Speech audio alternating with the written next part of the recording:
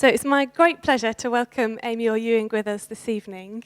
As I mentioned already, Amy's the Director of Programmes at the Oxford Centre for Apologetics, OCA, and at the same time is the UK Director of ARZIM, the Zacharias Trust, whose strapline is "Helping the Thinker Believe and the Believer Think," which I think is a great strapline. She's also a wife to Frog, and they together are very involved at Latimer Minster Church, just outside Oxford, and she's a mum to 3 boys as well. And she has a crinkly nose like me in photographs, which I think we are a rare breed, but I love that. Is that enough of an introduction? I've never been introduced in that way before. Thank you. That's great, I think. No, it is. It's great. It's great. Well, it's lovely to be with you this evening and looking at this subject of sharing our faith, embarrassing, inappropriate, unprofessional, ? Hopefully. As I was just introduced, I'm involved at the Oxford Centre for Christian Apologetics, and I think that word, apologetics, hopefully is a good kind of counterbalance to those stereotypes of evangelism that somehow it's embarrassing, inappropriate, unprofessional. The word apologetics comes from the Greek word apologia, which the Apostle Peter uses in 1 Peter chapter 3, verse 15. Always be prepared to give an answer to everyone who asks you for the reason for the hope within. Do this with gentleness and respect, keeping a clear conscience. Okay, you're probably familiar with that verse. So that phrase that we translate giving an answer comes from that Greek word apologia, and what it meant in the Greek world outside the church was to describe what a lawyer would do, what a defense lawyer would do in a court. So the defense lawyer would get up and would give a reasoned, persuasive defense of the person on trial. And so Peter's saying, wherever you are as Christians, and obviously the letter to 1 Peter is written to the church, scattered throughout the ancient world, people in all sorts of different situations, wherever you find yourself, always be prepared, be ready, be available to the Holy Spirit, be on your toes, if you like, and able to give an answer, hopefully a persuasive answer. So we're going to look a little bit at how we can do that together in our workplaces. Just this last Saturday, I went to revisit my childhood church. My father was a clergyman in the Church of England and did his curacy in Essex, and the church had invited me to come back and give a talk. And afterwards, I recognised a girl, and she and I had been playground friends at the age of 5. And we reminisced at how she had come to Christian faith at 5 in the playground. And then her mother was there, and she was reminiscing about how her daughter came home talking about Jesus, and she ended up becoming a Christian. And it was really encouraging to remember a season of feeling very fluent, very natural and unafraid at sharing my faith in a very sort of childlike way. But it struck me just how unusual that kind of experience is. And, I do this for a living. To be fluent, to feel unembarrassed, to feel unafraid, and just very naturally talk about Jesus. There are lots of reasons for that, I think. But one of them is that the Christian culture, I guess, and the whole culture surrounding evangelism causes some of us to cringe on the one hand and feel guilty on the other hand. I came across this story in the States recently. The man writes, "The other day I went to a local Christian bookstore and I saw a honk if you love Jesus bumper sticker. I was feeling particularly out there that day because I'd just come from a thrilling choir performance. So I bought that sticker and put it on my bumper. And boy, I'm glad I did. What an uplifting experience followed. I was stopped at a red light at a busy intersection, just lost in thought about the Lord and how good he is. I didn't notice that the light had changed.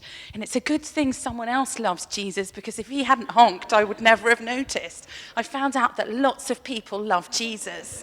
While I was sitting there, the guy behind me started honking like crazy, and then he leaned out of his window and screamed, 'For the love of God, go, go, go!' What an exuberant cheerleader he was for Jesus. Everyone started honking.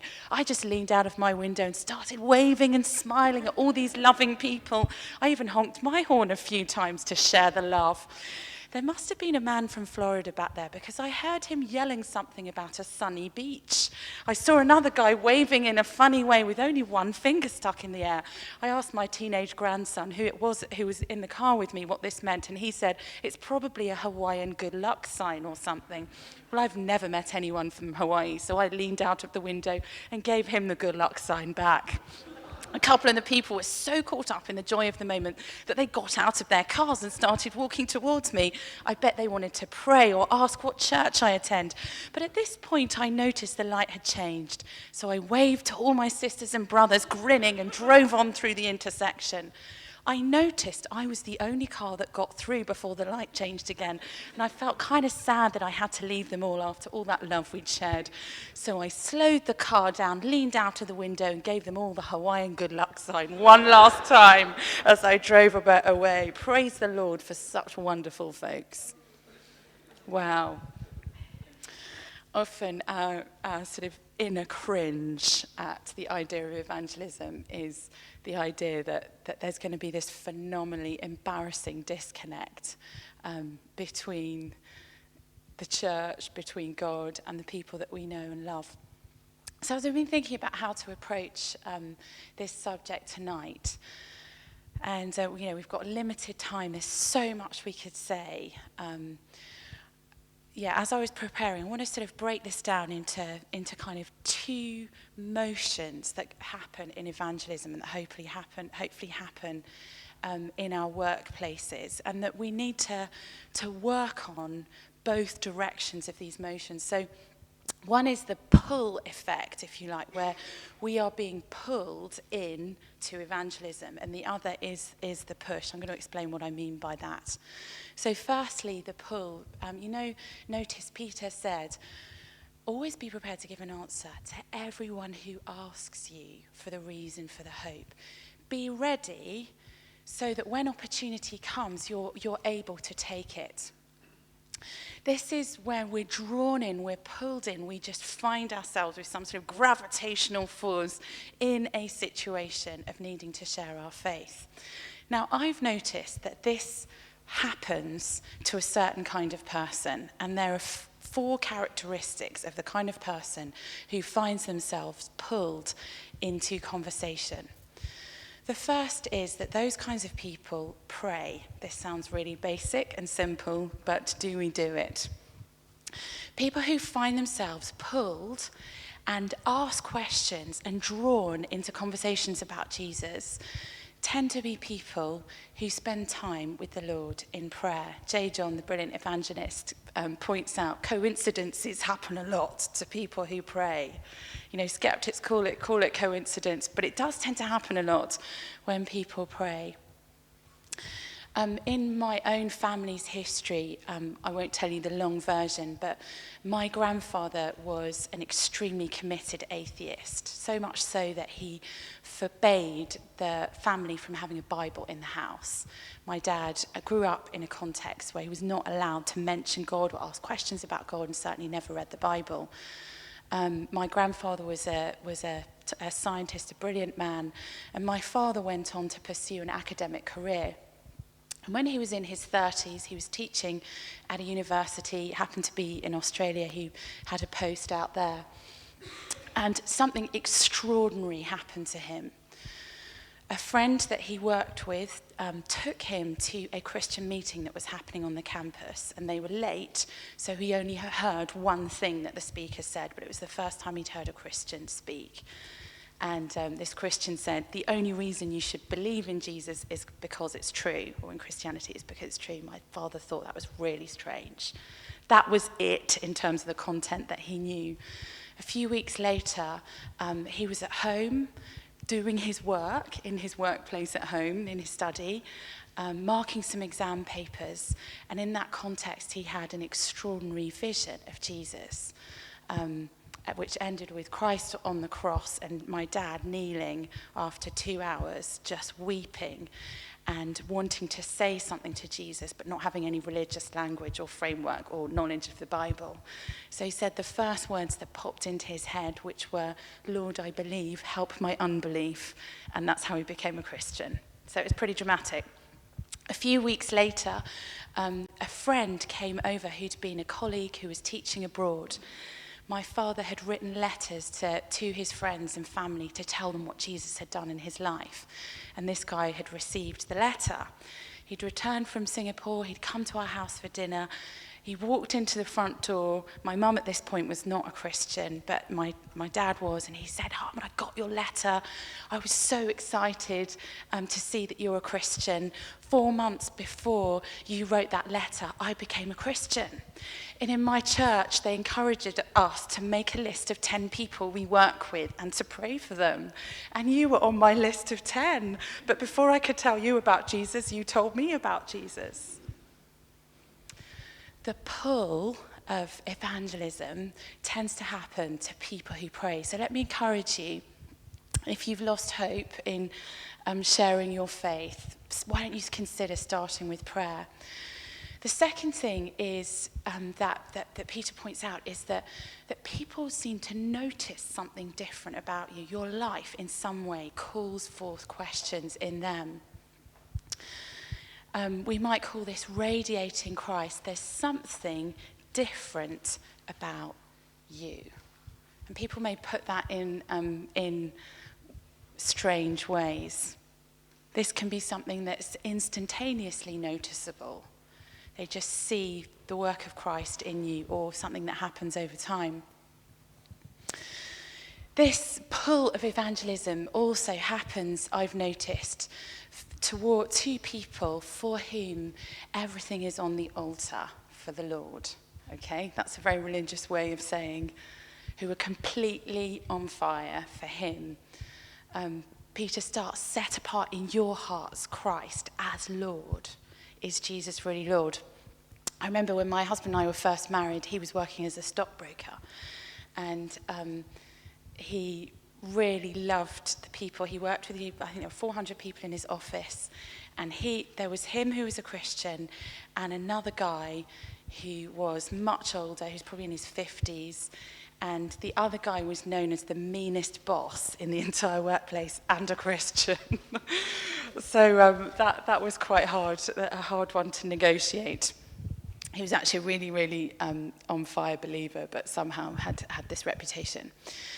And I remember Frog and I were really, at this moment in our lives, very burdened for the church in China, and we had decided that we were going to be involved in a Bible smuggling trip. But he had to get the time off work. So he went to his boss and said, "Please, can I book 2 weeks off work?" And his boss said, "Okay, when do you want to go?" And he said, "Well, these are the dates." And Frog said, "Where are you going on holiday this year?" He said, "Barbados." "Where are you going on holiday?" And Frog said, "I'm going Bible smuggling to China." And the guy thought this was very strange, but it gave Frog an opportunity to say something about what's happening in China. And through that, all sorts of other amazing conversations happened, and people found the Lord through just that one random instance.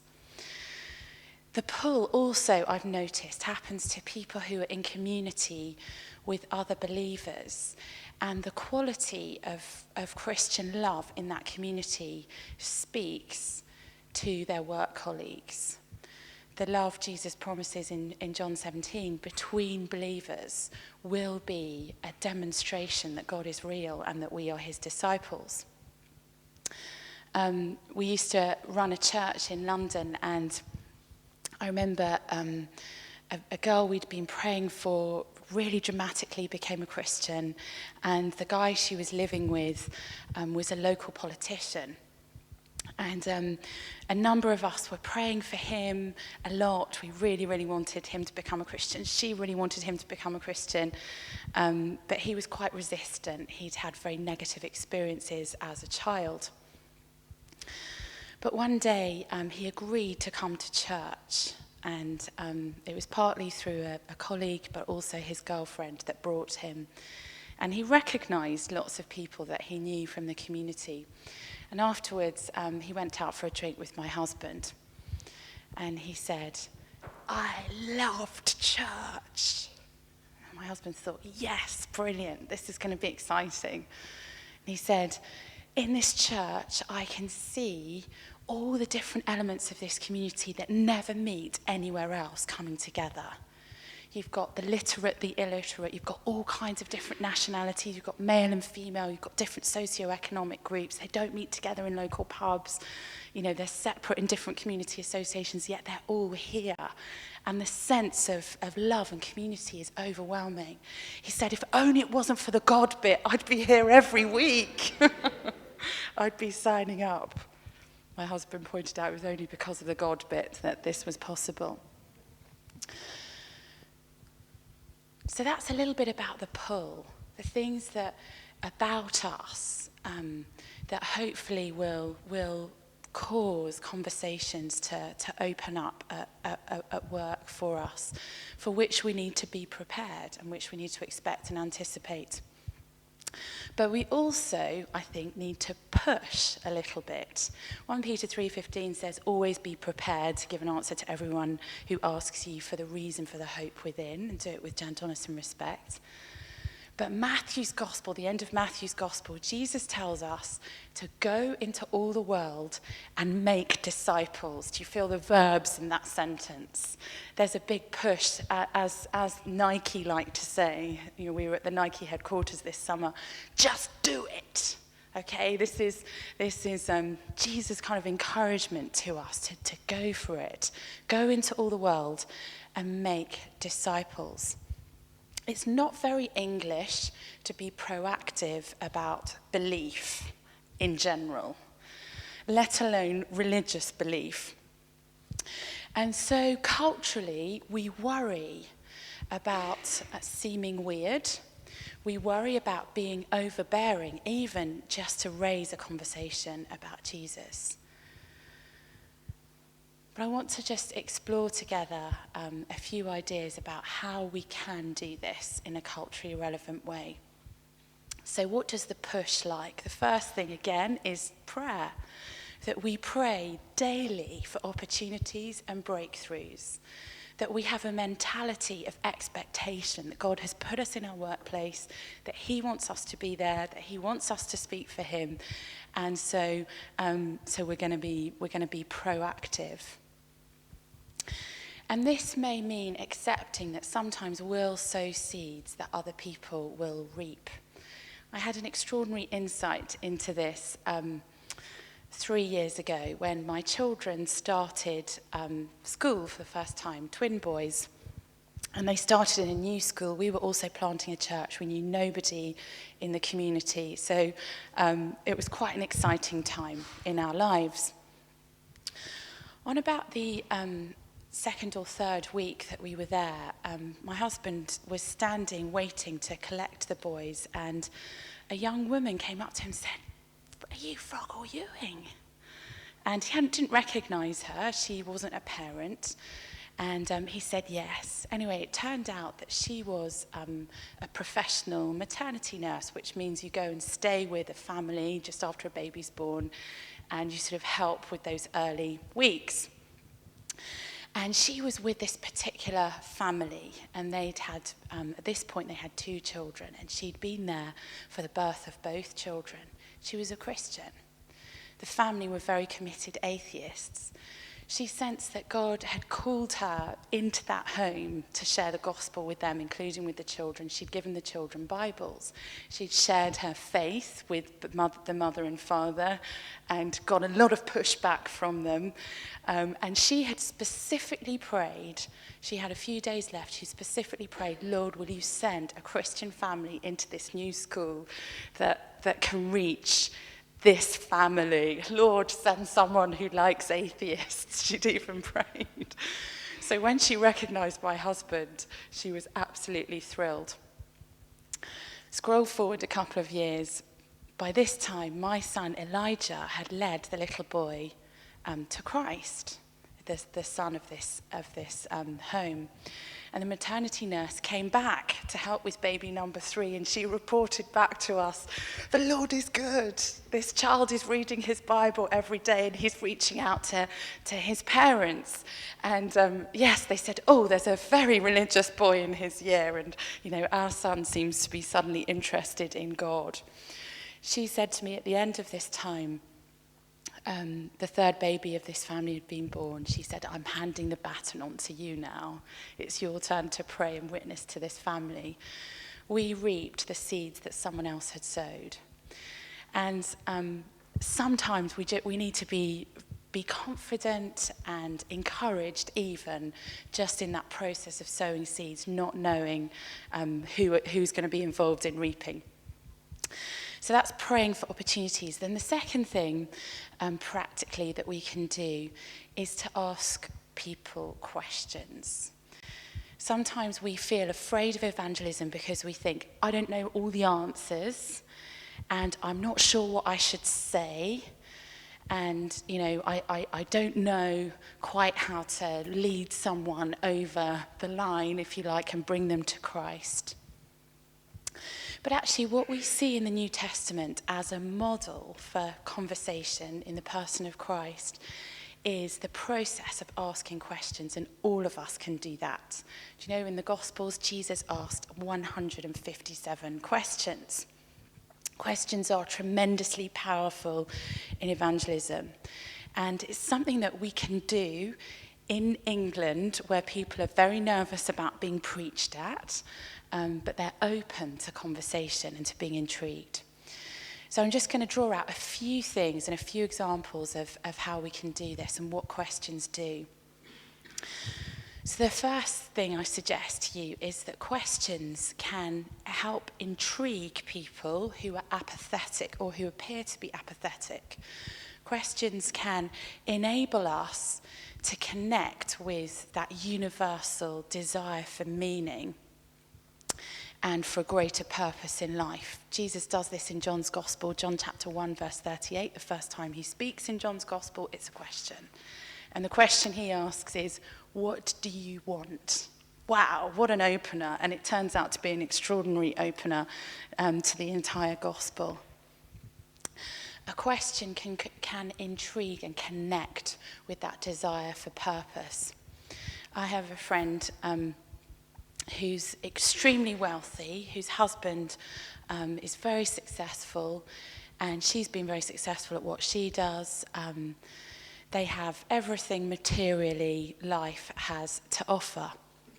And we were at a party together, probably about 18 months ago now, and we were just doing small talk, having drinks, and the music was quite loud. And she had been doing a marathon, and so I asked her a question. I thought, I'm going to try and see, Lord, if anyway, she's always been quite closed before, but I said to her, it's really interesting you're doing this marathon. What's the purpose for you? Is there a sort of deeper meaning to this running in your life? The conversation opens up. She begins to talk about a search for purpose. She begins to talk about the fact that she's been wondering if this is all there is. And she then turned to me and said, I know from knowing you over a few months that you have found purpose, and I know that I haven't yet. That was the beginning of an amazing conversation. It was a question, though, that just could have gone either way. Second thing that a question can do is help get a friend really thinking. So a question can help when people are just apathetic to connect with a desire for meaning, but a question can also inspire people to think. Now, contrary to popular opinion in the church, thinking is not the enemy of evangelism. When people really start to think, that's often a process that can lead them to considering who Christ is. We see a classic example of that in Luke 18:18, where Jesus asks a question that goes to the heart of a matter that gets a person thinking. My colleague, Vince Vitali, who teaches at the OCCA and at Wycliffe Hall, became a Christian through studying philosophy at Princeton University, asking the big questions, the intellectual questions of life, set him on a path that ultimately led to him discovering Jesus. So think of some questions that might get someone thinking, what's life all about? Do you think we came from nothing? Where do you think morality comes from? Lots of different questions we can ask that get a friend thinking. Thirdly, a question can bring the focus onto Jesus in a conversation. Ultimately, in evangelism, that's what we're trying to do. We want people to encounter the person of Christ. We want to introduce Jesus into the situation. Jesus does this asking a question in John 2, verse 4. He asks a brilliant question. Why do you involve me, he says. A question can bring focus onto him. A few months ago, I was on the phone to a BBC producer who was making a programme about women and women who lead organisations and just women in the world of work. And she wanted to hear the perspective, she was talking to people in lots of different professions and was getting my take on the issue from a theological perspective. And we talked about that for a bit, probably for about 15 minutes or something. And so she got my comments in the can kind of thing. And then I said to her, well, there's a difference between, what institutional religion believes and, the person of Jesus. What do you think about, having something from the perspective of Jesus? That question opened up then a whole nother 35 minutes of conversation, and we ended up talking about the cross, and she never ever heard an explanation of why Jesus actually died on the cross. She said that to me. She said, I did 6 months in religion and ethics in that department, but I've always wondered, why is that man hanging on a cross? What is that all about? So I was able to talk to her about atonement and the sacrifice of the Son and how he takes darkness into himself and offers us forgiveness. And at the end, it was, I felt like doing a sort of sinner's prayer. I mean, we didn't quite get there, but it was really exciting to see how just naturally in a conversation about something else, being able to say, well, what's Jesus' perspective on this? How that brought focus onto him, hopefully in a non-cringy way. Fourthly, a question can redefine an issue. Often the interface of the Christian faith and a kind of skeptical world in our conversations is often over a moral issue about which we're going to disagree with the world.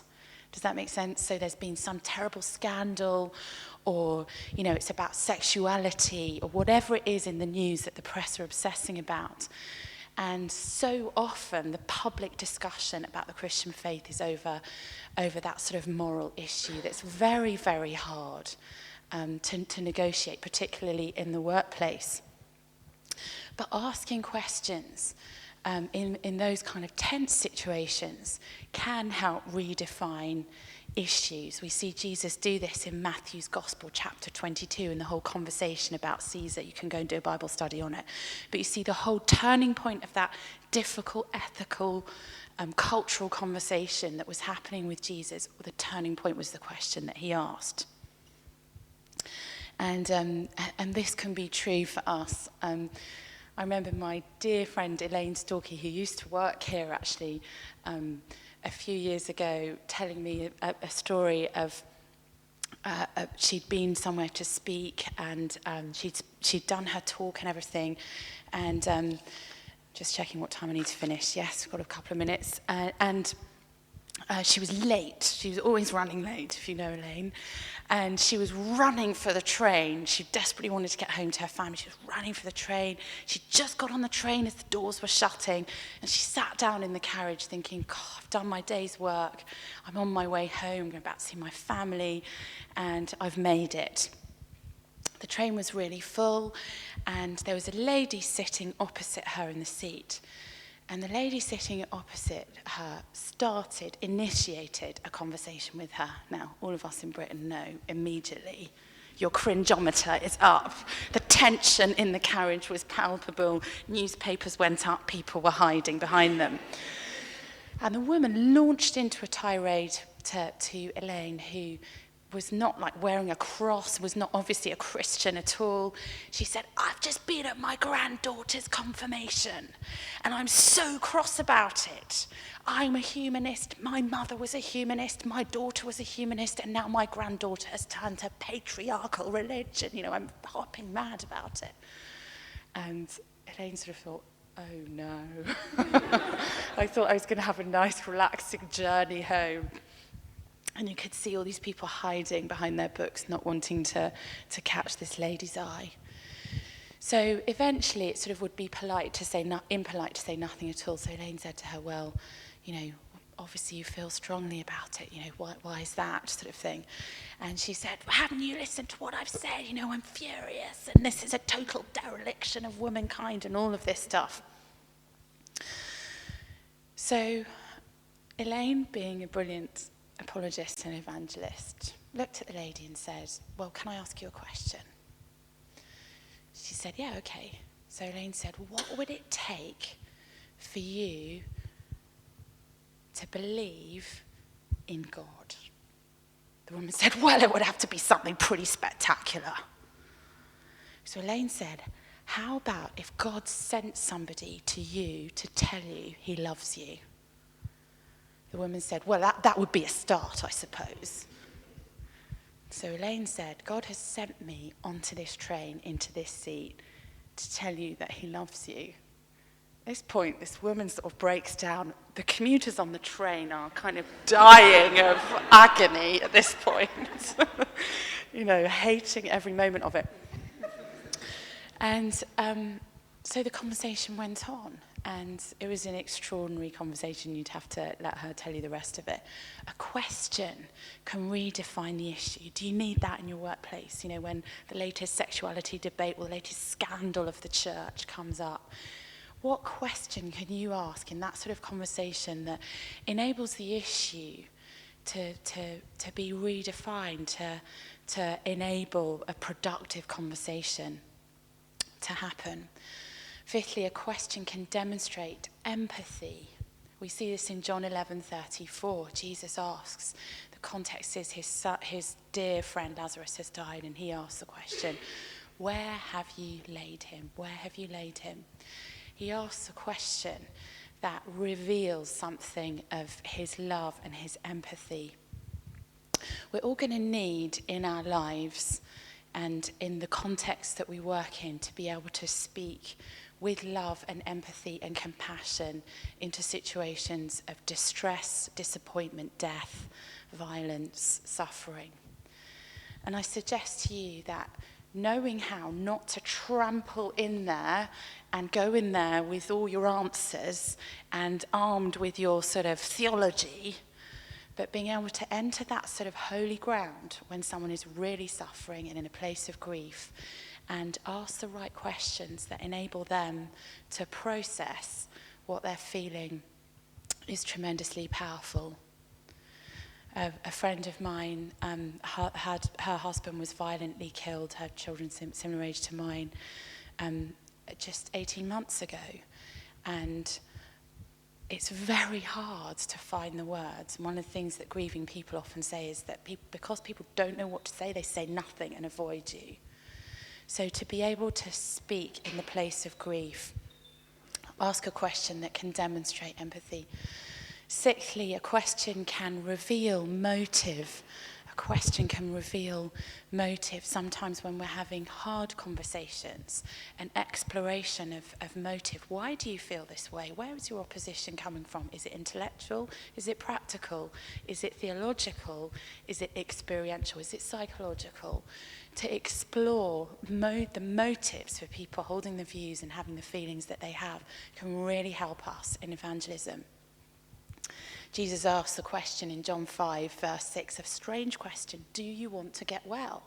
A question that goes to the heart of motive. I think I realised the power of this kind of question. A couple of years ago, I'd been asked to come and give a talk in Washington. And I'm going over time, so this is the last thing I'm going to say. The talk was going to be to the staff of Capitol Hill and the Senate. And, there was a Christian group that organised things on the Hill, and usually they might have like 30 people or something come to an event. And they said the maximum it would be 65, but they wanted me to come and speak at a lunch and then answer people's questions. I said, fine, great. You set the question. So the question they came back with was, has Christianity failed? Has Christianity failed? Now, in the American context of the culture wars, that was obviously a really appropriate question. I thought it was a very bizarre question and really hard to prepare a talk on. So I was not filled with faith about this event. So the night before, when I got a call saying, by the way, it's not 65, but 319 have RSVP'd, and we're moving it into the major chamber next to the debating chamber, I was slightly overwhelmed. And it showed me that learning how to ask the right question that people are actually interested in is so important in evangelism. And sometimes those questions are seriously uncomfortable to us as Christians. Seventhly, a question can open up frank discussions of barriers to belief. John 8:46, if I'm telling the truth, why don't you believe me? And eighthly, a conversation needs questions. It just needs it. You're not going to be able to fluently engage someone in evangelism by just preaching, just talking. Being able to learn how to ask the right questions. So there's the pull and the push. Be prepared to give an answer. Be ready. Equip yourself with the reason for the hope. Live in a way that generates questions in other people. Be in a community that is John 17 showing that kind of love. And then the push. Go into all the world and make disciples. So I'm going to finish there. Sorry, I've run over a couple of minutes. Forgive me. Thanks for listening. Thank you, Amy. Should we give her a round of applause?